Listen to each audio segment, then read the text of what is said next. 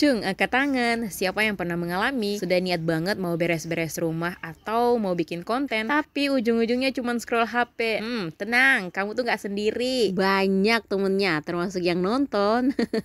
Halo semuanya, bagaimana kabar para ibu rumah tangga hebat di luar sana? Oke, hari ini aku tuh mau ngobrolin topik yang super relate banget sama kita ya teman-teman. Yaitu gimana sih caranya bagi waktu antara jadi seorang ibu rumah tangga atau kerjaan baru kita yaitu konten. Nah, aku tuh tahu banget rasanya ngatur anak, suami, rumah, masih harus mikirin ide konten. Ribet pasti ya, tapi kalau bisa ngatur dijamin pasti happy. By the way, sebelum aku lanjut, jangan lupa like, komen, dan juga share video ini jika memang videonya bermanfaat buat teman-teman. Kenapa penting banget bagi waktu? Ya, kalian pasti pernah merasa kayak waktu sehari tuh kurang gitu ya. Nah, makanya bagi waktu itu penting banget. Bukan cuman biar kerjaan kita itu bisa cepat kelar, tapi biar kita juga nggak capek secara mental. Kalau kita udah jago bagi waktunya, bisa tuh tetap produktif, tetap happy, dan juga pasti konten kita itu jadi lancar jaya. Oke, di video kali ini aku bakal share tips-tips buat kalian yang susah banget buat bagi waktu antara ibu rumah tangga dan juga konten. Oke, kita langsung aja ke tips yang pertama. Tentukan prioritas.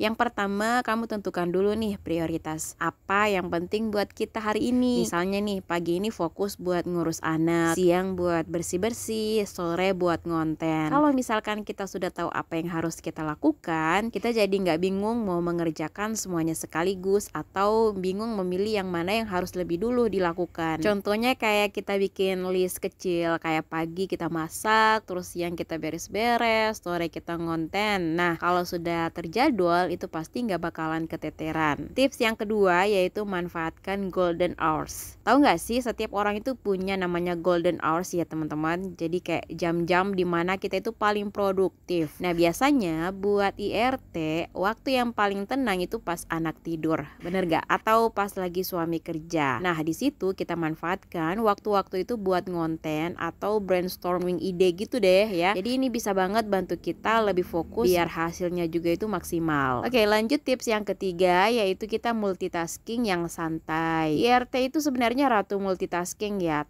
teman-teman. Tapi juga perlu diingat kalau multitasking yang santai aja nih ya.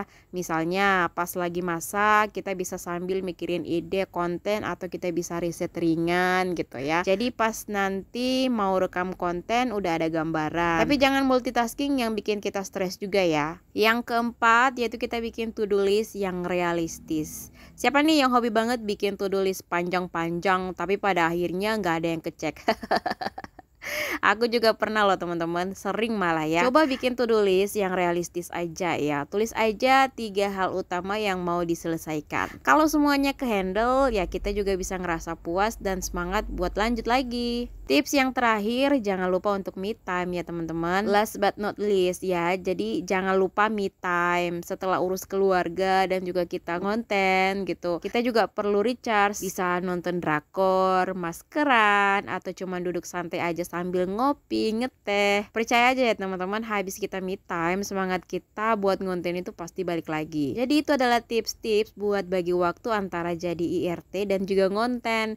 Jangan lupa, pelan-pelan aja ya, yang penting kita konsisten. Kalian itu ibu-ibu yang hebat ya, emak-emak yang strong, dan gak ada yang gak mungkin kalau kita bisa bagi waktu. Sampai ketemu di konten selanjutnya, and stay awesome.